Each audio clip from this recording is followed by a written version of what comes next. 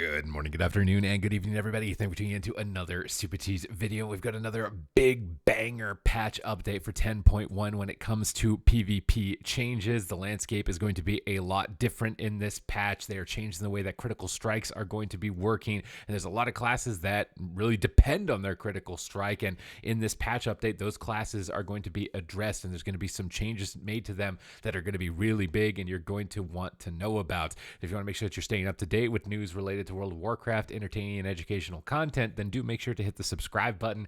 Your support is greatly appreciated on my long-term goal of getting to 100,000 subscribers. So thank you for your support, and let's get started with the update. Honor and Conquest rewarded through different rated content has been redistributed for a better balance of acquisition between them. Developers notes, going into Season 2, we took a look at Honor and Conquest distribution to have a better balance between acquisition for the currencies and different rated content. In today's PTR build, you may notice that redistribution, with Honor and Conquest gains being slightly less for rated solo shuffle and higher in grouped rated PvP content, 2v2, 3v3, and rated battlegrounds. So this way it'll be, kind of counterbalancing the inefficiency of having to go and find a partner and then queue up for these team rated plays as opposed to just playing by yourself. Hopefully it incentivizes a bit more participation in these brackets as well to try and drive the numbers up. Now for classes specifically, like I had in the introduction, this is a big one. We are confident in moving forward with reducing critical strike damage in PvP combat in Embers of Neltharion to 150% down from 175%. This means no more like random one-shots, which is a good direction. Some specializations rely on critical strikes more than others, so we are increasing the effectiveness of select spells that have a higher than average critical strike chance to even the playing field. So this is going to be big buffs I'm expecting in this update. For Frost Death Knights, your Obliterate damage is getting a flat 8% buff. For Demon Hunters, your Eye Beam is getting a flat 16% buff. This, with your set bonuses, buffing your Eye Beam, this could be pretty nasty. For Balance Druid, Dying Star's PvP talent has been redesigned. Targets that remove your Sunfire and Moonfire are vulnerable to their effects for 12 seconds, increasing damage taken by 15%. If already vulnerable, they will gain half the remaining duration of the removed effect. For Restoration, Regrowth's initial heal has been increased by 5% in PvP combat. For Evokers, Dreamcatcher increases the cast time of Sleepwalk by 0.2 seconds down from 0.5 seconds. Actually a bit of a nerf to Sleepwalk here for Evoker, which is a bit surprising. For Bestial BM Hunters, Bestial Wrath PvP talent will no longer grant attack speed to the hunter. Only pets are going to be affected. For Mage, okay, what are you guys getting? Because Mage, I feel like you needed a lot of attention. So let's see here. Frostbolt damage is being increased to 116% in PvP combat, up from 100. Ice Nova damage is going to be increased by 8% in PvP combat, and Dragon's Breath damage is going to be increased by 16% PvP combat. It seems weird to me unless there's some kind of weird fishy Dragon's Breath build going on here. For Fire Mage, Glass Cannon PvP talent, maximum health has been decreased to 15% down from 20. Your Fireball damage is being buffed by 12% in PvP combat. Your Flame Strike damage is also being buffed by 12% in PvP combat. Your Pyroblast is being increased by 12% in PvP combat. Fire Blast is now deals 8% reduced damage in PvP combat, down from 21%. So pretty big buff to this. Phoenix Flames damage has been increased by 16% PvP combat, and Scorch damage has been increased by 45% PvP, up from 25%. And Fire is obviously a very crit dependent spec, with Combustion being 100% crit during its activation. So you're just getting a baseline increase to your damage overall. For Frost Mage, Comet Storm damage has been increased by 8% in PvP combat. Flurry as well, 8% increase in PvP combat. Ebon Bolt damage has been increased by 21% in PvP combat. Frost Bomb as well, 12% increased damage. Ice Lance is going to have its damage increased by 34% PvP combat, up from 20. And Glacial Spike damage is reduced by 5% PvP, down from 15%. So offsetting the nerfs that were applied to this spell due to the fact that it could crit so high in nature, probably counterbalances it to be about the same. For Brewmaster, Rodeo PvP talent now gains a stack every 3 seconds, was every 7, and Rodeo now has a max stack count of 4, down from 3. I don't even know what this is, Rodeo. We have to research this a little bit, or somebody in the comments, because it sounds interesting, but it also sounds a little bit A little bit fishy. For Mistweaver Monk, Fey Accord PvP talent now snares targets hit by 60% and reduces the cooldown of Feyline Stomp by 10 seconds. And I think their set bonuses just got updated on this patch as well. Feyline Stomp is going to have a very low cooldown. Dome of Mist PvP talent now creates a shield based on 120% of the remaining periodic healing from enveloping mist. I don't know if that's a buff or not. It's hard to tell with the calculation on this. I'm assuming that this is a buff, but maybe it's not. New PvP talent, Zen Spheres. Place a sphere of hope or despair on a friendly or enemy target. Only one sphere of each type can be activated at a time. This is the Zenyatta orbs from Overwatch. Sphere of hope, if it's on a friendly target, they will receive 15% additional healing from the monk. And if it's on an enemy target, enemies will deal 10% less damage to the monk and suffer 10% more damage from all sources. This is a huge... That's a huge buff. 10%. This is literally like Dark Archangel from Priest. And it looks like, do we have a duration of it? Is this like an indefinite duration? I think they need to specify what's the duration of each of these spheres. I'm imagining it's not indefinite, which is what's going to keep it more balanced.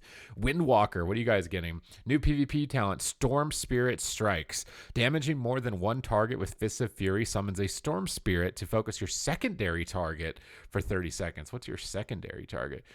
Which will mimic any of your attacks that do not also strike the target for 30% of their normal damage. So they're bringing back the image splitting from Mists of Pandaria. That's kind of cool, but I don't really understand it. So it's going to just jump to a random secondary target that you're not hitting. I mean, I used to like that effect. That effect was cool. If it duplicates the Mortal Strike effect as well, that's really cool. We'll have to wait and see how this plays out, but I'm actually I'm glad they're kind of revisiting that mechanic, because that was a unique mechanic to Windwalker that I'd really like to see back implemented again. Tiger Eye Brew is being removed, so you're not going to have armor penetration anymore. Rising Sun Kick's just getting an 8% damage buff in PvP. For Holy Paladin, Bedazzle is just being renamed to Searing Glare, and Searing Glare cast time is reduced to 1.25 seconds, and its cooldown is reduced to 60 seconds. Its duration is buffed to 4. This is like a blind effect. You're going to hit someone with Searing Glare really fast, and they're not going to be able to do anything for 4 seconds, basically. It's going to be a crowd control effect that you'll have as a Holy Paladin. For Retribution Paladin, Hammer of Wrath is just getting a 16% damage buff in PvP. And Rogues, what's going on with Rogues? What are you guys getting? Because I feel like you guys could use a little love. For Outlaw, 5% damage buff to Ambush, 5% damage buff to Sinister Strike, 5% buff to Killing Spree, 5% buff to Blade Rush, 5% buff to Ghostly Strike, 5% buff to Dread Blades, and your Mastery is going to be increased by 5%. Dispatch damage is going to be increased by 5%, so basically just an all-around 5% increase. For Subtlety Rogue, Backstab is getting a 10% buff, Gloomblade is getting a 10% buff, Shadow Strike is getting an 8% buff, and Eviscerate's getting an 8% buff. Secret Technique is only going to be reduced by 25% in PvP, down from 30%. So some pretty juicy buffs here for Subtlety and Outlaw Rogue. For Shaman, Lava Burst is just going to be doing 20% more damage in PvP combat. This is, again, going to counteract the nerfs to the crit effects. Bloodlust and Heroism are no longer on the global cooldown when affected by Shamanism. Also important to note in this patch update as well, and the overall class changes, is that Bloodlust is only going to cost 2% of your overall mana instead of 21%. So for Enhancement Shamans, before, you couldn't really take the PvP talent to Bloodlust your partners because it cost like a third of your mana bar. It's not going to cost a third of your mana bar anymore, so that might be a good option for Enhancement Shamans. Just something that's not really noted in here. For Restoration, Healing Surge is just getting a 6% buff in PvP combat. Is that resto only? Looks like it is at the moment. Casting Circle is being removed for Warlock. That could be a big nerf in some instances. Maybe not at the highest level of play, but it could be pretty detrimental. Destro Warlock, Chaos Bolt damage is being buffed by 20%, so it's going to be 60 up from 40. Shadow Burn is getting a 15% buff, 65 up from 50. And Conflagrate is no longer reduced by 9% PvP combat. And the Essence Drain PvP talent has been removed. And same thing for Demonology. Essence Drain has been removed. I think it makes sense for these specs that nobody was playing that talent, so at least as those specs, so seeing it removed makes sense. For a Warrior, we're seeing Slam damage increased by 48% in PvP combat, up from 40. And for Fury Warrior, this is a spec that I think needed a little bit of attention for sure. Bloodthirst damage increased by 6% in PvP combat. Slaughterhouse is going to last 20 seconds, up from 16. That's nice. Enduring Rage PvP talent has been redesigned. Movement and pairing effects have a chance to grant you Enrage each second while active. While enraged, loss of control effects have a chance to grant you Recklessness for 4 seconds when they fade. Interesting. So if you come out of crowd control, you're going to be doing a lot more damage almost immediately after coming out of crowd control. Although, was Enduring... Is this a new talent or is this the one that removed snares in the past? I think it's got to be a new one because I'm thinking Blood Rage, right? Unless they renamed it to Enduring Rage. Um, the Slaughterhouse change is definitely the best for Fury. Having your MS last a little bit longer so you can actually get it up to max stacks for some amount of time will be important.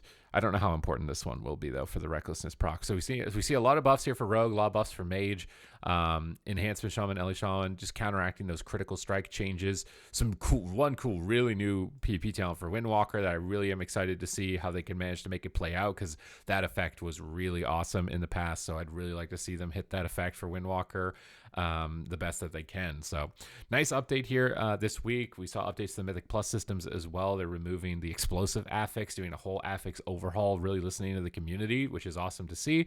So this is a really good direction overall now for this patch. I'm really excited to see what other updates are going to be coming in the future because again, it seems like they're happening so frequently. If you don't want to miss them, make sure to hit that subscribe button because you'll be able to catch them here and it'll just let you know when they go live. So thank you very much for watching the video and I will catch you in the next one.